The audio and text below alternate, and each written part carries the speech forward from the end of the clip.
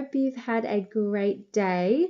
It is a little after 9 o'clock here, and I've just got back from an hour-long colon hydrotherapy session, followed by an hour-long Zumba class, and I'm pretty zonked.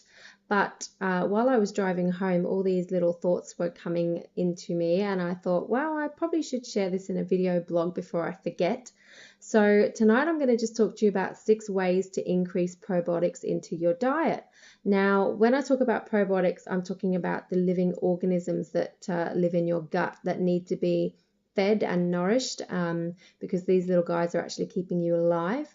And there are literally billions of different types of organisms living in your gut, and they're both good and bad. And obviously, if you want to maintain a healthy life, then you need to start taking care of the good guys so that the bad guys can be outweighed. So the gut bacteria actually is interactive, meaning that they affect multiple systems in your body at the same time. They can influence your behavior, they can affect your mood, they influence the expression of the immune system chemicals that inhibit or promote inflammation. They contribute to the endocrine system, which is obviously your hormones. And there's lots and lots of different things they do. There's a huge link between the brain and the gut. So these guys actually need to be looked after, and it's something that we shouldn't really overlook. So I'm going to give you 6 simple steps and things that you can incorporate into your life right now to basically increase probiotics into your diet. So stick around. Okay, step number 1 is to eat sour foods. And what I mean by that is the acids that help to create a healthy pH balance in your gut. Now these include things like lemons, which is obviously citric acid, which help to cleanse and flush out your system. And it's obviously known to help digestive issues as well and clean out your colon. And the other one is really, really wonderful. It's apple cider vinegar, which is full of beneficial acids, which are believed to help improve the makeup of your gut flora. And they're also, it's also full of live enzymes and amino acids that help you to break down food. So one of the great things that you could do, and especially in the morning, is to have about 1 liter of water with some lemon and apple cider vinegar in it and drink that before you eat any food. And that's really going to set you up for the day. It's going to flush out your system and detox you, and it's just going to be a really, really good step in promoting good bacteria in your gut. So that's step number 1.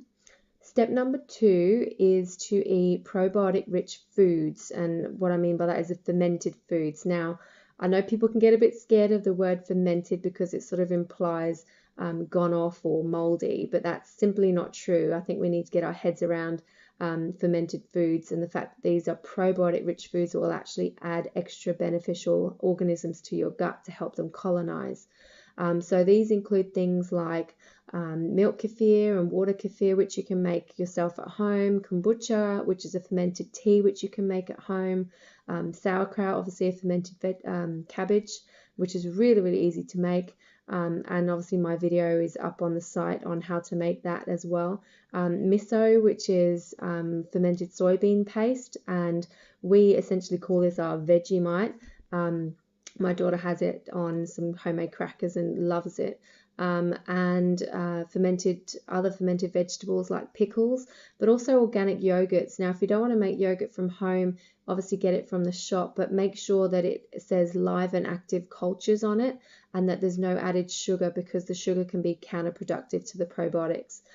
So eat lots more probiotic-rich fermented foods, and that's really going to help with increasing the good guys in your gut.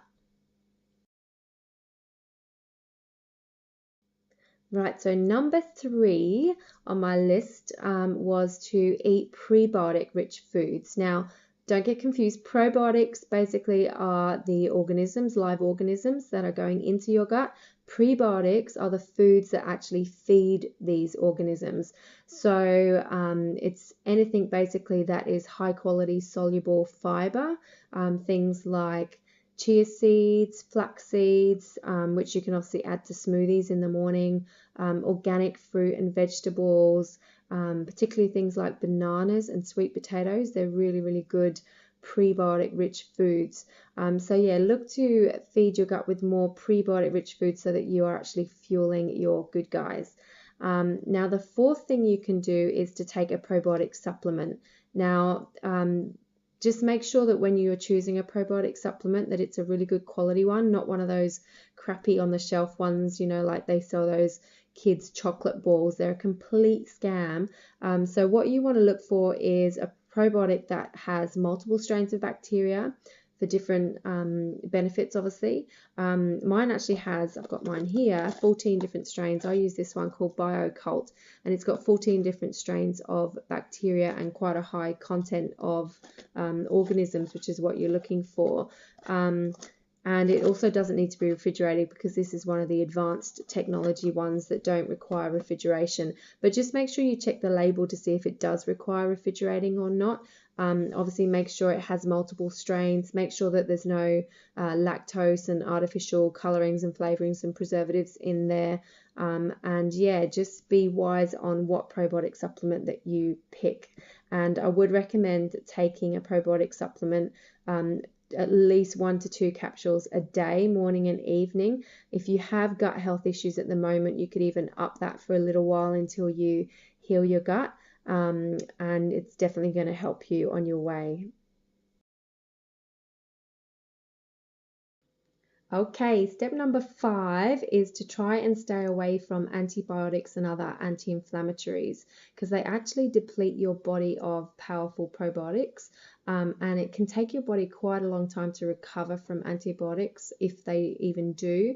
And most of the time they can lead to further things and issues like leaky gut and autoimmune diseases.